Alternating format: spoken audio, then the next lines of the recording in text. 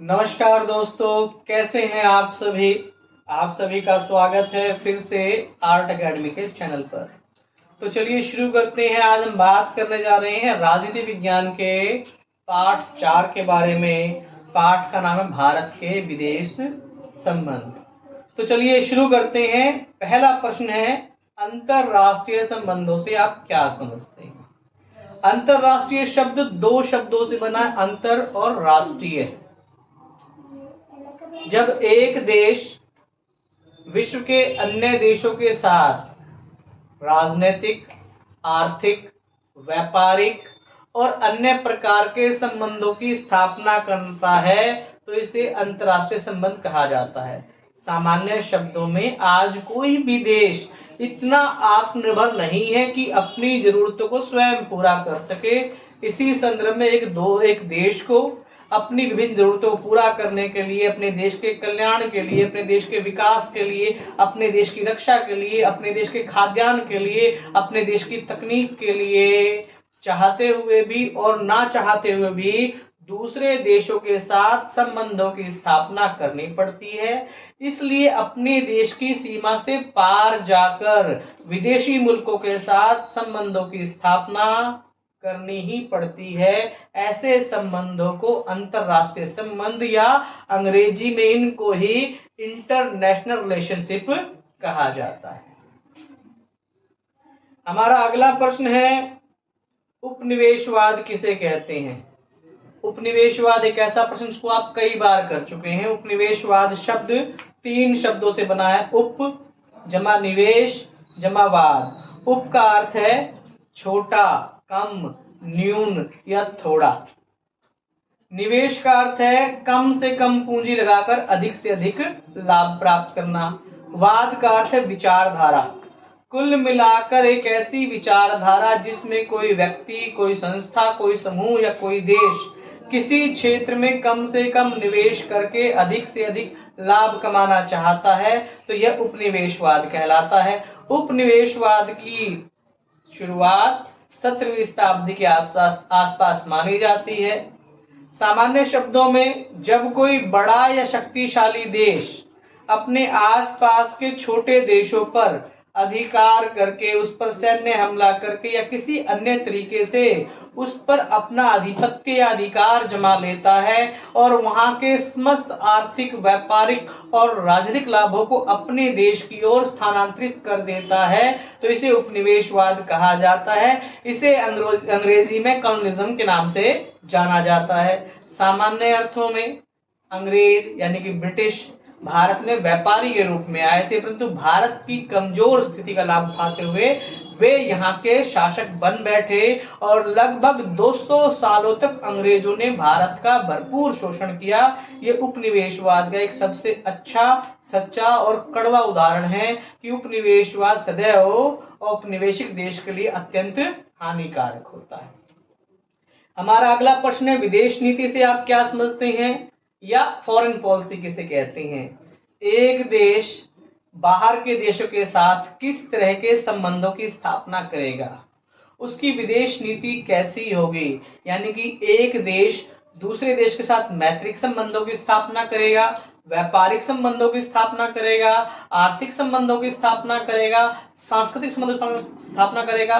कुल मिलाकर एक देश अपने देश के हितों को ध्यान में रखते हुए, अपने देश की सुरक्षा को ध्यान में रखते हुए दूसरे देशों के साथ एक नीति तैयार करता है कि वह किस देश से अपने संबंध किस रूपरेखा में रखेगा। इस रूपरेखा को ही विदेश नीति या फॉरेन पॉलिसी के नाम से जाना जाता है। हमारा अगला प्रश्न है, विकासशील देशों से आप क्या समझते हैं। देशों की 3 श्रेणियां बनाई गई हैं, विकसित देश, विकासशील देश और पिछड़े देश। वे देश जो हाल ही में आजाद हुए हैं 1950 और 60 के दशक में, जिन्होंने लंबे समय तक औपनिवेशिक शासन झेला है, परंतु वे आजाद होने के बाद अपने देश के विकास के लिए कार्य कर रहे हैं।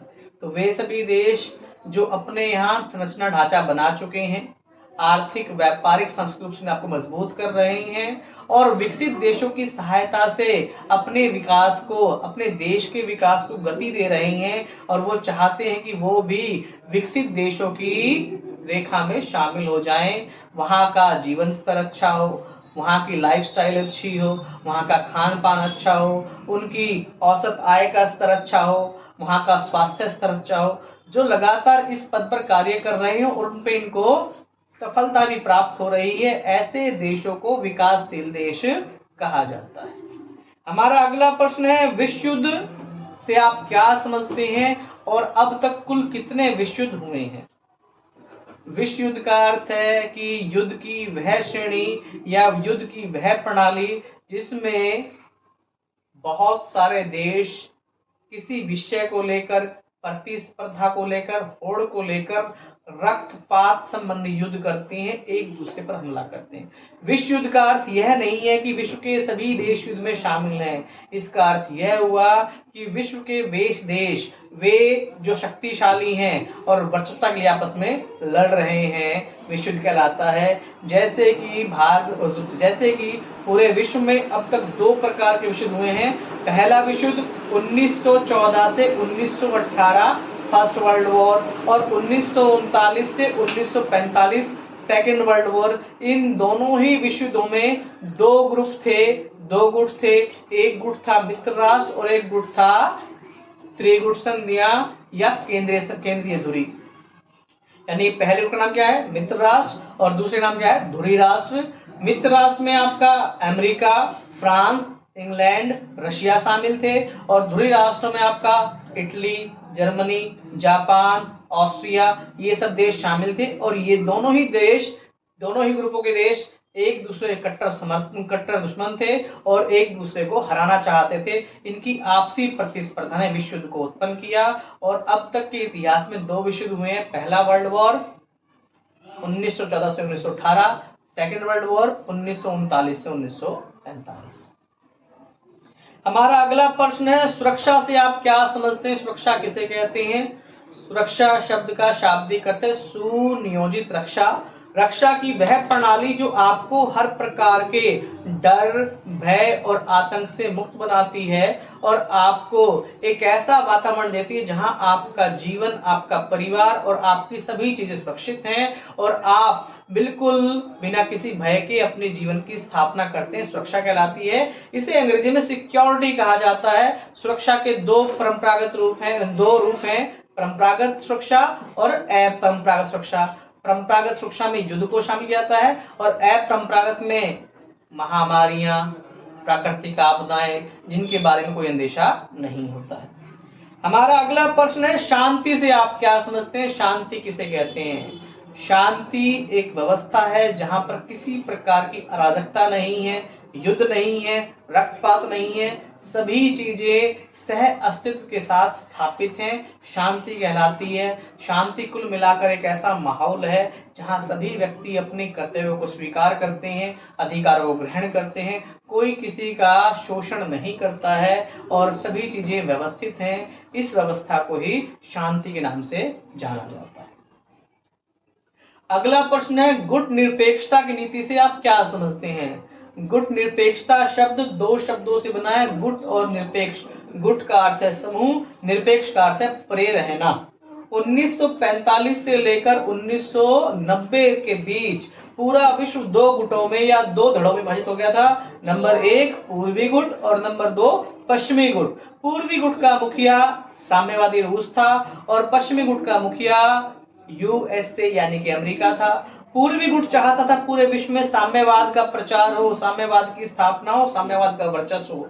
वहीं पश्चिमी गुट यानी कि अमेरिका और उसके समर्थक देश चाहते थे पूरे विश्व में पूंजीवाद का प्रचार हो, पूंजीवाद का प्रसार हो और सभी देश पूंजीवाद को ही स्वीकार करें, उसका वर्चस्व हो। इन दोनों ही गुटों की आपसी होड़ ने पूरे विश्व को तीसरे महायुद्ध के संकट में डाल दिया था। ऐसे में 1950 और 60 के दशक में बहुत से देश जो नए आजाद हुए थे, उनमें से 5 देश भारत, युगोस्लाविया, इंडोनेशिया, मिस्र और घाना, इन 5 देशों के प्रतिनिधियों ने आपस में एक विचार विमर्श किया, सहमति हुई और 1961 में युगोस्लाविया की राजधानी में पहला गुट निरपेक्ष समारोह हुआ। इस समारोह में यह स्पष्ट किया गया कि हम किसी गुट में शामिल नहीं होंगे, ना ही पश्चिमी गुट में और ना ही पूर्वी गुट में। हम एक शांतिपूर्ण सह अस्तित्व वाली दुनिया चाहते हैं, जहां किसी का दबाव किसी देश पर ना हो, सभी अपना देश के विकास करें और सभी देशों में शांति हो, किसी तरह की आपाधापी ना हो। इस नीति को ही गुट निरपेक्षता की नीति कहा गया, यानी कि वे देश जो चाहते थे वो किसी गुट में शामिल नहीं होंगे, उनकी अपनी स्वतंत्र विदेश नीति होगी, वे किसी के अधीन काम नहीं करेंगे। ऐसे देशों को गुट निरपेक्ष देश कहा गया और इसको ही गुट निरपेक्ष पॉलिसी के नाम से जाना गया। भारत, यूगोस्लाविया, घाना, इंडोनेशिया और मिस्र, ये 5 देश इसके संस्थापक देश कहलाते हैं। हमारा अगला प्रश्न है, INA की फुल फॉर्म क्या है? INA की फुल फॉर्म है इंडियन नेशनल आर्मी। फिर है नैम की फुल फॉर्म क्या है?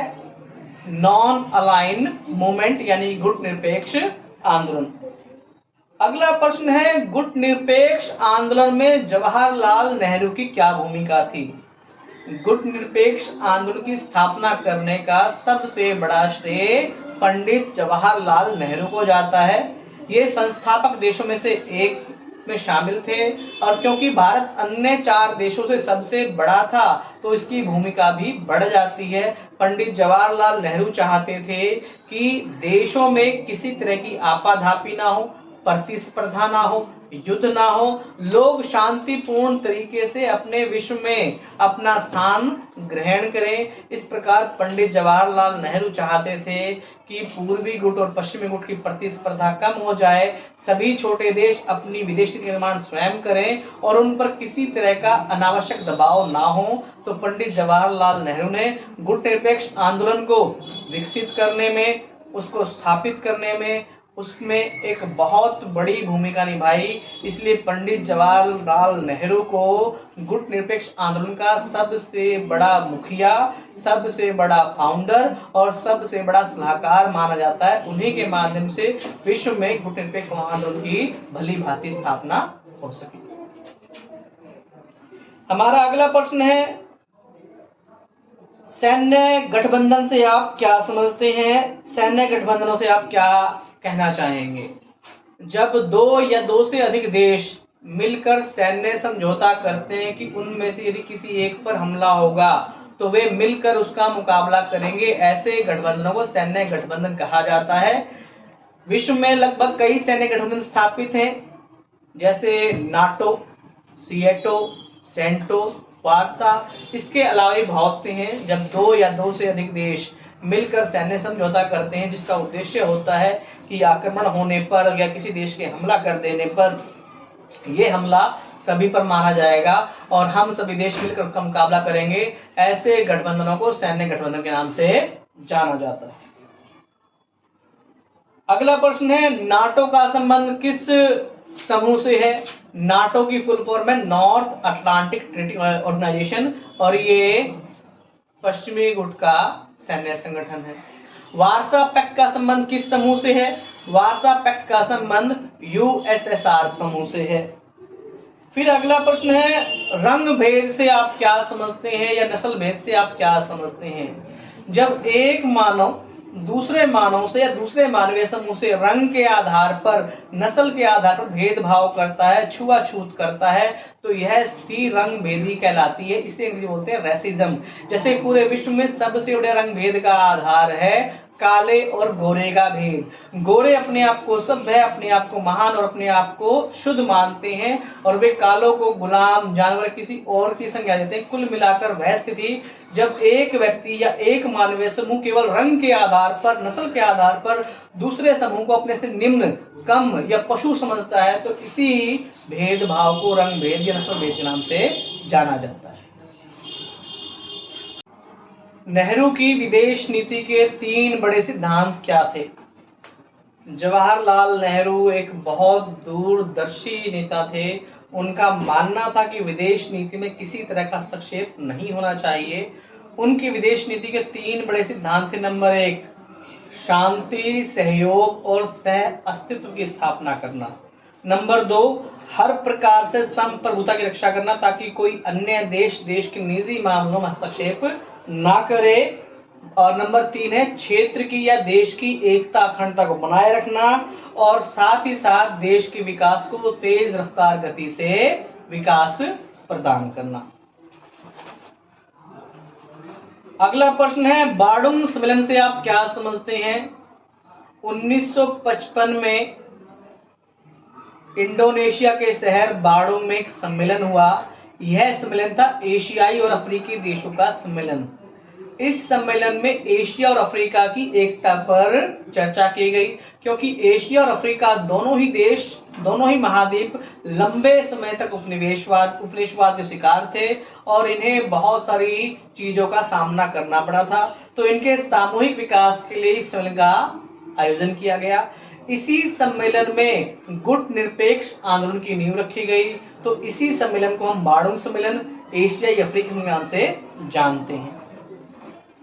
अगला प्रश्न है गुट निरपेक्ष आंदोलन का पहला सम्मेलन कहाँ हुआ? गुट निरपेक्ष आंदोलन का पहला सम्मेलन युगोस्लाविया की राजधानी बेलग्रेड में 1961 में हुआ। फिर अगला प्रश्न है भारत के मुख्य पड़ोसी देश कौन कौन से हैं? भारत के मुख्य पड़ोसी देश निम्न है। नंबर 1 पाकिस्तान, चीन, नेपाल, भूटान, तिब्बत, बांग्लादेश, म्यांमार और अफगानिस्तान, श्रीलंका। ये सभी भारत के मुख्य पड़ोसी देश हैं। हमारा अगला प्रश्न है चीन कब आजाद हुआ? चीन 1949 को आजाद हुआ। फिर एक प्रश्न बनता है चीन में क्रांति कब हुई या चीन की साम्यवादी क्रांति कब हुई? चीन की साम्यवादी क्रांति 1949 में ही हुई। हमारा अगला प्रश्न है शांतिपूर्ण पंचशील सिद्धांतों से आप क्या समझते हैं? इसकी घोषणा कब की गई? भारत के प्रधानमंत्री पंडित जवाहरलाल नेहरू और चीन के प्रमुख चाउ एन लाई ने मिलकर पंचशील सिद्धांत का निर्माण किया और इस पर 29 अप्रैल 1954 को दोनों ही देशों के प्रमुखों ने मिलकर हस्ताक्षर किए। इसको ही पंचशील सिद्धांत के नाम से जाना जाता है।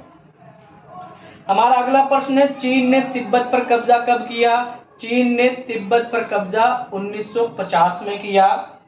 तिब्बत के धार्मिक नेता का नाम क्या है? तिब्बत के धार्मिक नेता का नाम है दलाई लामा। क्या नाम है? दलाई लामा।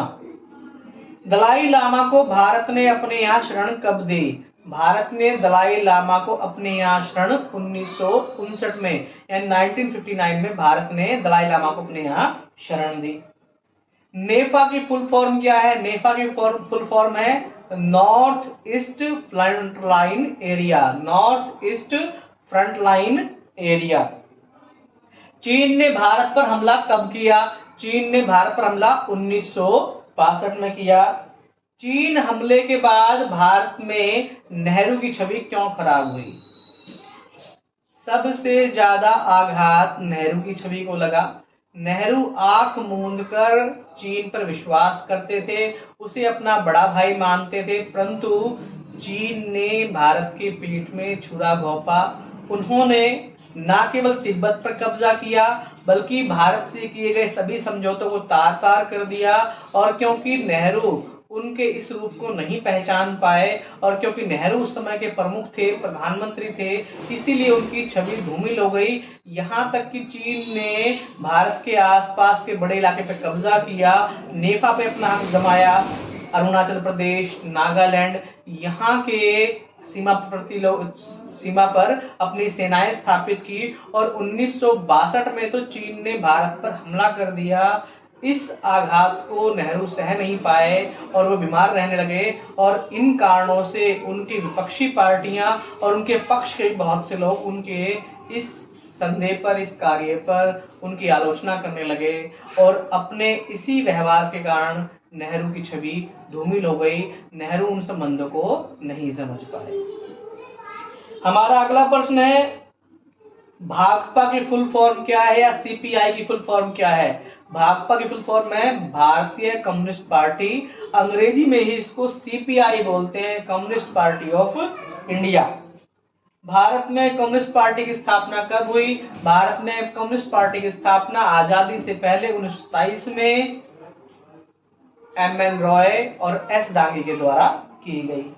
तिब्बत संकट से आप क्या समझते हैं? तिब्बत भारत का एक पड़ोसी देश है जो प्राचीन काल से ही भारत उसको संरक्षण देता आ रहा है। तिब्बत पर लगातार चीन अपना अधिकार मानता है। 1950 में चीन ने वहां पर अपना अधिकार कर लिया और न केवल अधिकार किया बल्कि उसने वहां पर साम्यवादी व्यवस्था को स्थापित करने का प्रयास किया, जिसका विरोध तिब्बत में हुआ। और भारत ने, क्योंकि तिब्बत के धार्मिक नेता दलाई लामा को अपने यहाँ शरण दी थी और चीन इसका विरोध करता है, उसका कहना है कि भारत उसके आंतरिक मामलों में हस्तक्षेप कर रहा है और इसी के चलते चीन ने भारत पर 1962 में आक्रमण किया और सारा विवाद तिब्बत, अरुणाचल प्रदेश, नागालैंड और उसके सीमावर्ती इलाकों को लेकर के है। हालांकि भारत ने कई बार यूएन में कहा कि अंग्रेजों ने हमारे बीच एक रेखा बनाई है, उस रेखा का अर्थ यही है कि हमारी सीमा क्या है और चीन की सीमा क्या है, परंतु चीन बार बार कहता है कि ये आजादी से पहले की बात है और हम अंग्रेजों की बनाई गई किसी भी सीमा रेखा को या बॉर्डर लाइन को या एलओसी को नहीं मानते हैं और ये सारे क्षेत्र हमारे हैं। इसी विषय को लेकर भारत और चीन के बीच में लगातार रस्साकसी या संघर्ष होता रहता है और भारत और चीन के बीच में तिब्बत को लेकर बड़ा संकट है और तिब्बत भी लगातार अपनी आजादी के लिए प्रयास कर रहा है, परंतु दुर्भाग्य से चीन एक तानाशाह की तरह, चीन एक मजबूत राजा की तरह न केवल तिब्बत को बर्बाद कर रहा है बल्कि भारत को भी वह कई बार तंग कर चुका है और लगातार अब भी वह भारत की सीमावर्ती इलाकों में हस्तक्षेप कर रहा है। उसने जगह जगह पुल, सड़कें इत्यादि नाली हैं जिससे भारत की छवि खराब हो रही है। इसको ही तिब्बत संकट या भारत चीन संकट के नाम से जाना जाता है। हमारा अगला प्रश्न है, भारत और पाकिस्तान के बीच विवाद का मुख्य कारण क्या है? भारत और पाकिस्तान का उदय एक साथ हुआ। 15 अगस्त 1947 को जब देश आजाद हुआ तो देश के रूप में दो चीजें सामने आई, पाकिस्तान और हिंदुस्तान। भारत और पाकिस्तान एक साथ हुआ और दोनों के बीच में विवाद का सबसे बड़ा कारण कश्मीर समस्या है।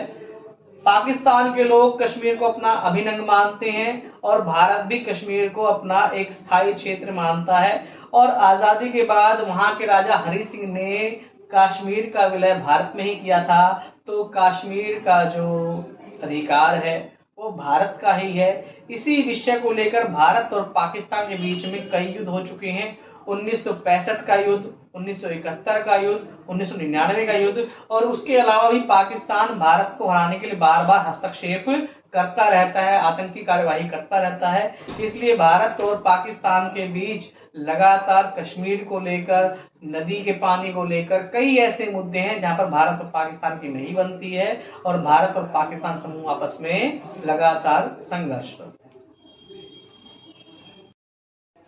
हमारा अगला प्रश्न है, भारत और पाकिस्तान के 1965 के युद्ध की व्याख्या कीजिए। भारत और पाकिस्तान दोनों ही पड़ोसी देश है, परंतु पाकिस्तान बिना किसी कारण से भारत के साथ संघर्ष करना चाहता है, कश्मीर पर अपना अधिकार जमाता है और बार बार पाकिस्तान शिकायत करता कि आजादी में भली भांति बंटवारा नहीं हुआ।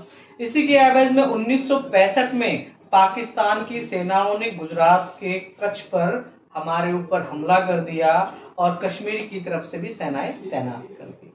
हालांकि इस युद्ध में भारत ने बड़ी ही आसानी से पाकिस्तान को हराया और लाहौर तक हमने कब्जा कर लिया। इस समय भारत के प्रधानमंत्री पंडित लाल बहादुर शास्त्री थे और लाल बहादुर शास्त्री जी ने बड़ी ही आसानी से अपनी सेनाओं का मनोबल बढ़ाते हुए पाकिस्तान को खदेड़ दिया और पाकिस्तान को एक बुरी तरह से हार दी। इस युद्ध को ही 1965 का भारत पाकिस्तान युद्ध कहा जाता है। इस समझौते के लिए पाकिस्तान और भारत ने ताशकंद में हस्ताक्षर किए जिसकी मध्यस्थता सोवियत संघ के द्वारा की गई। कुल मिलाकर 1965 का भारत पाकिस्तान युद्ध हुआ और इस युद्ध की पहल पाकिस्तान ने की थी, जिसकी जवाबी कार्रवाई भारत ने की और हमने लाहौर तक कब्जा कर लिया था। हमारा अगला प्रश्न है, 1971 के भारत पाकिस्तान के युद्ध की व्याख्या कीजिए। 1970-71 बहुत ही विशेष समय है। पाकिस्तान में चुनाव हुए। इस आम चुनाव में पश्चिमी पाकिस्तान और पूर्वी पाकिस्तान के जो परिणाम आए वो अलग अलग थे। पूर्वी पाकिस्तान में शेख मुजीबुर रहमान की पार्टी ने विजय प्राप्त की और इसका एक बड़ा कारण था कि पश्चिमी पाकिस्तान के लोग पूर्वी पाकिस्तान के लोगों का दमन करते थे, वो उन पर अपनी संस्कृति थोपते थे। और जबकि पूर्वी पाकिस्तान बिरयानी, सूट सलवार, पठानी सूट की बजाय अपनी शैली चाहते थे, यानी कि वो रसगुल्ला खाना पसंद करते थे, साड़ी पहनना पसंद करते थे, धोती कुर्ता पसंद करते थे। और जबकि पश्चिमी पाकिस्तान उनके ऊपर अपना कल्चर थोप रहा था। उसी के विरोध में पूर्वी पाकिस्तान यानी कि अवामी लीग और शेख मुजीबुर रहमान ने बड़ी सफलता प्राप्त की, जिसे पश्चिमी पाकिस्तान बर्दाश्त नहीं कर पाया और उन्होंने शेख मुजीबुर रहमान को गिरफ्तार कर लिया, जिसके फलस्वरूप पूर्वी पाकिस्तान में कई जगह विद्रोह और विरोध शुरू हो गए। उसी को दबाने के लिए बड़ी भारी मात्रा में पश्चिमी पाकिस्तान ने पूर्वी पाकिस्तान में दमन शुरू कर दिया और धीरे धीरे वहां पर बड़ी मात्रा में लोगों का पलायन हो गया और लगभग 80 लाख से अधिक शरणार्थी भारत की ओर आ गए। उस समय भारत की प्रधानमंत्री इंदिरा गांधी थी। उनको लगा कि एक अच्छा अवसर है, अच्छा मौका है पाकिस्तान को तोड़ने का। उन्होंने अपनी सेनाओं के माध्यम से पूरे पूर्वी पाकिस्तान को घेर लिया और वहां की सेनाओं यानी पाकिस्तान की सेनाओं को हरा दिया और बांग्लादेश को एक आजाद देश के रूप में स्थापित करवाया। कुल मिलाकर 1971 के भारत पाकिस्तान के युद्ध में उनका आंतरिक मामला था, परंतु इस आंतरिक मामले को श्रीमती इंदिरा गांधी ने बड़ी ही समझदारी से बाहरी मामला बनाया और पूर्वी पाकिस्तान में मानव अधिकार की सुरक्षा करने के लिए, लोगों की सुरक्षा करने के लिए, आवाम की रक्षा करने के लिए प्रधानमंत्री इंदिरा गांधी ने पूर्वी पाकिस्तान की भरपूर सहायता की। इस सहायता से एक नया देश बना जिसे बांग्लादेश के नाम से जाना जाता है और तब से पाकिस्तान भारत से और अधिक दुश्मनी करने लगा है। उसको लगता है कि भारत में ही पूर्वी पाकिस्तान को लग करके बांग्लादेश का निर्माण किया है और आज भारत के पास केवल एक ही दुश्मन है, वो है पश्चिमी पाकिस्तान। अन्यथा हमारे पास दो पाकिस्तान होते और हम दोनों तरफ से ही दब रहे होते। इस प्रकार इंदिरा गांधी की समझदारी से एक नए देश का निर्माण हुआ और ये देश है बांग्लादेश। 1971 का युद्ध भारत का एक यादगार युद्ध है, जिसमें भारत ने पूरी तरह से पाकिस्तान को पटक दिया, अलग कर दिया। हमारा अगला प्रश्न है, शिमला समझौते से आप क्या समझते हैं, किस किस बीच हुआ? शिमला समझौता शिमला में हुआ और ये समझौता शिमला समझौता कब हुआ? 3 जुलाई 1972 को शिमला समझौता हुआ भारत की प्रधानमंत्री इंदिरा गांधी और वहां के जुल्फिकार अली भुट्टो के बीच में। यानी कि 1971 का युद्ध जब विराम हुआ, युद्ध रुकने के बाद इंदिरा गांधी और वहां के प्रधानमंत्री जुल्फी अली कार भुट्टो के जो समझौता हुआ उसे हम शिमला समझौता के नाम से जानते हैं। हमारा अगला प्रश्न है, 1999 के कारगिल युद्ध की व्याख्या कीजिए। 1999 में पाकिस्तान ने भारत के कश्मीरी इलाकों के कुछ हिस्सों पर कब्जा कर लिया। कब्जा करने के कुछ दिनों बाद हमें पता लगा कि पाकिस्तान ने हमारे कुछ सेक्टरों पर अधिकार जमा लिया है। तो इसके बाद भारत की सेनाओं ने भी वहां जवाबी कार्रवाई की और 1 महीने के लंबे युद्ध के पश्चात भारत की सेनाओं ने कारगिल युद्ध में पाकिस्तान को बुरी तरह से हरा दिया और इसको ही भारत पाकिस्तान का तीसरा युद्ध यानी कि 1999 का युद्ध या कारगिल युद्ध के नाम से जाना जाता है। हमारा अगला प्रश्न है, परवेज मुशर्रफ कौन थे? 1999 में युद्ध में हारने के बाद पाकिस्तान की सत्ता को वहां के जनरल ने कब्जा लिया। इस जनरल का नाम ही परवेज मुशर्रफ है। उसके बाद अगला प्रश्न है, भारत ने अपना पहला परमाणु परीक्षण कब किया? भारत ने अपना पहला परमाणु परीक्षण मई 1974 में किया। उसके बाद भारत ने अपना सबसे महत्वपूर्ण परमाणु परीक्षण 1998 में अटल बिहारी वाजपेयी की सरकार में किया। और उसके बाद हमारा प्रश्न है, सीटीबीटी की फुल फॉर्म क्या है? सीटीबीटी की फुल फॉर्म है कंप्रीहेंसिव टेस्ट बैन ट्रीटी। तो प्यारे विद्यार्थियों, आज के लिए इतना ही। आज हमने जो अध्ययन किया है वो है भारत और उसके पड़ोसी देशों के साथ संबंध। तो धन्यवाद। शिमला समझौता कब हुआ? 3 जुलाई 1972 को शिमला समझौता हुआ भारत की प्रधानमंत्री इंदिरा गांधी और वहां के जुल्फिकार अली भुट्टो के बीच में। यानी कि 1971 का युद्ध जब विराम हुआ, युद्ध रुकने के बाद इंदिरा गांधी और वहां के प्रधानमंत्री जुल्फिकार अली भुट्टो के बीच जो समझौता हुआ उसे हम शिमला समझौता के नाम से जानते हैं। हमारा अगला प्रश्न है 1999 के कारगिल युद्ध की व्याख्या कीजिए। 1999 में पाकिस्तान ने भारत के कश्मीरी इलाकों के कुछ हिस्सों पर कब्जा कर लिया। कब्जा करने के कुछ दिनों बाद हमें पता लगा कि पाकिस्तान ने हमारे कुछ सेक्टरों पर अधिकार जमा लिया है।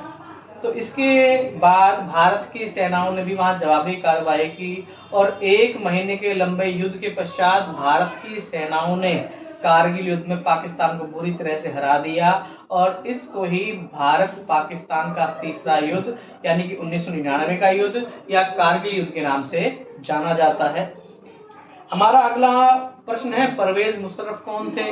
1999 में युद्ध में हारने के बाद पाकिस्तान की सत्ता को वहां के जनरल ने कब्जा लिया। इस जनरल का नाम ही परवेज मुशर्रफ है। उसके बाद अगला प्रश्न है भारत ने अपना पहला परमाणु परीक्षण कब किया?